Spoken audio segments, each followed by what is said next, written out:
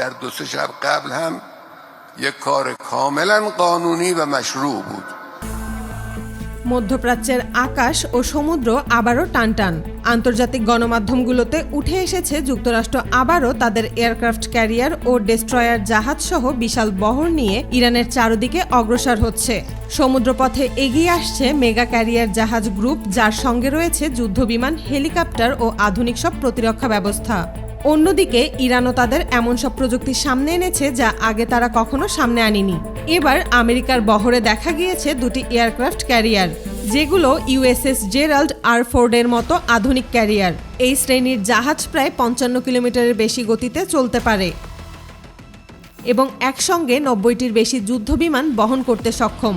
ক্যারিয়ারের সুরক্ষায় সাথে রয়েছে কয়েকটি ডেস্ট্রয়ার জাহাজ, তার মধ্যে রয়েছে বুর্গ ক্লাস ডেস্ট্রয়ার জাহাজ। এর সবচেয়ে বড় শক্তি হলো এর বিশাল ভার্টিক্যাল লঞ্চ সিস্টেম। এই লঞ্চার থেকে একসাথে অনেক ধরনের মিসাইল ছোড়া যায়। Air defence missile, antiship missile, land attack missile, এমনকি সাবমেরিন ধরার মিসাইলও। মানে এক জাহাজেই আকাশ, সমুদ্র আর স্থল 3 দিকেই অ্যাটাক চালাতে পারে।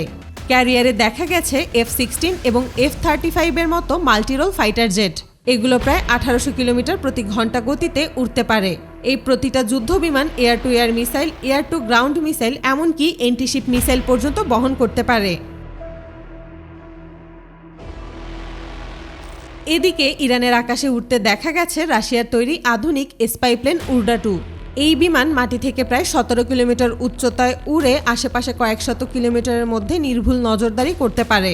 শত্রুর স্যাটেলাইট সিগন্যাল, এমনকি যে কোনো কমিউনিকেশন সিগন্যাল পর্যন্ত ডিকোড করতে পারে।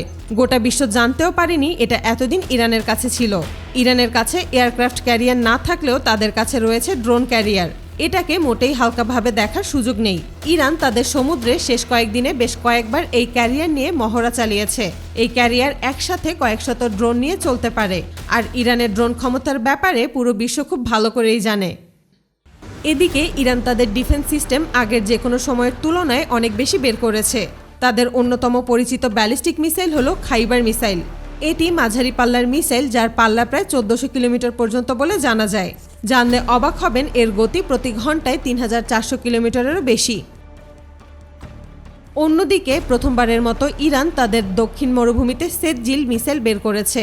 এটি সলিড ফুয়েল চালিত, ফলে দ্রুত উৎক্ষেপণ করা যায় এবং প্রায় 2000 কিলোমিটার পর্যন্ত উড়ে গিয়ে টার্গেটে হিট করতে পারে। এর গতি প্রতি ঘন্টায় প্রায় 6000 কিলোমিটারের কাছাকাছি।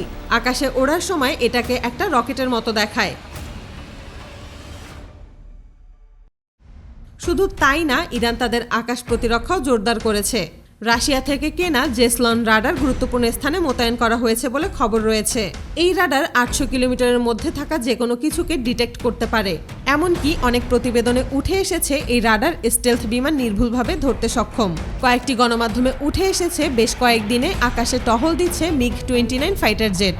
এটি প্রায় 2400 কিলোমিটার প্রতি ঘন্টা গতিতে উড়তে পারে এবং আকাশ যুদ্ধে শত্রুকে সামনাসামনি অ্যাটাক করার জন্য একেবারেই ওস্তাদ। পাশাপাশি পঞ্চম প্রজন্মের স্টেলথ ফাইটার জেট Su-57 এর কথাও উঠে এসেছে। এটি উন্নত স্টেলথ প্রযুক্তি, সুপার ক্রুজ ক্ষমতা এবং আধুনিক সেন্সর ব্যবহার করে তৈরি এক যুদ্ধবিমান। বিভিন্ন প্রতিবেদনে বলা হয় এটা বিশ্বের সবথেকে উন্নত রাডারকেও ফাঁকি দিতে সক্ষম। তার থেকেও ব্যাপক ব্যাপার, এটা কয়েক টন মিসাইল ও গাইডেড বোমা নিয়ে উড়তে পারে। সমুদ্রপথেও ইরান তাদের উপস্থিতি জোরদার করেছে। তাদের আধুনিক সাবমেরিনগুলো উপকূলের কাছাকাছি মোতায়েন রয়েছে। তাদের এই সাবমেরিনগুলো পুরো বিশ্বে পরিচিত।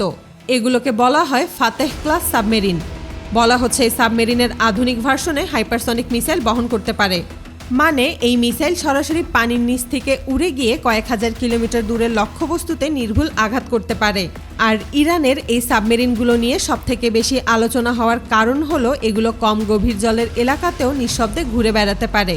সব মিলিয়ে পরিস্থিতি এখন এক ধরনের শক্তির প্রদর্শন পর্যায়ে রয়েছে। যুক্তরাষ্ট্র তাদের সমুদ্র ও আকাশ শক্তি দেখাচ্ছে, আর ইরান তাদের ক্ষেপণাস্ত্র ও প্রতিরক্ষা সক্ষমতা তুলে ধরেছে। সবকিছুই চুপচাপ নীরবতা কিন্তু ছমছমে পরিস্থিতির মধ্যে রয়েছে।